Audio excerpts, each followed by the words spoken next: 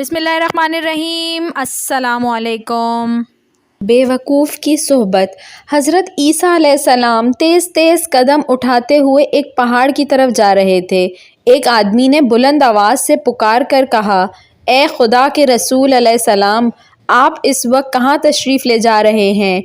आपके पीछे कोई दुश्मन भी नज़र नहीं आ रहा, फिर आखिर आपकी वजह खौफ क्या है? हज़रत ईसा अलैहिस्सलाम ने फरमाया, मैं एक अहमक आदमी से भाग रहा हूँ, तू मेरे भागने में खलल मत डाल। उस आदमी ने कहा, या हज़रत, आप क्या वो मसीह अलैहिस्सलाम नहीं हैं जिनकी बरकत से अंधा और बहरा शफायाब हो जाता है? आपने फरमाया, हाँ। उस आदमी ने कहा, क्या आप वो बादशाह नहीं हैं जो मुर्दे पर कलाम इलाही पढ़ते हैं और वो उठ खड़ा होता है? आपने फरमाया, हाँ। उस आदमी ने कहा, क्या आप वो नहीं हैं कि मिट्टी के परिंदे बनाकर उन पर दम कर दें तो वो उसी वक्त हवा में उड़ने लगते हैं?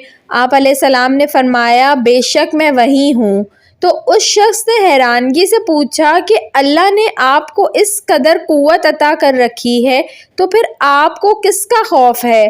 हज़रत ईसा अलैहिस्सलाम ने फरमाया, उस रब्बुल इज़्ज़त की कसम कि जिसके इस्मे आज़म को मैंने अंधों और बहरों पर पढ़ा तो वो शफायाब हो गए, पहाड़ों पर पढ़ा तो वो हट गए, मुर्दों पर पढ़ा तो वो जी उठे।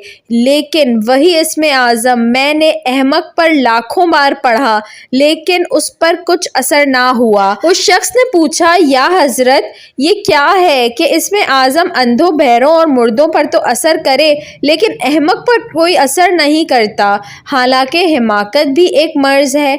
तो हज़रत ईसा अलैहिस्सलाम ने जवाब दिया, हिमाकत की बीमारी खुदाई कहर है, दर से हिदायत। बेवकूफ़ की सोहबत से तन्हाई बेहतर है। पसंद आई हो तो इसको ज़रूर लाइक करिएगा और ऐसी मज़ीद अच्छी अच्छी वीडियोस देखने के लिए मेरे चैनल उर्दू कहानी घर को सब्सक्राइब कर लीजिए। Thanks for watching. अल्लाह हाफ़िज़।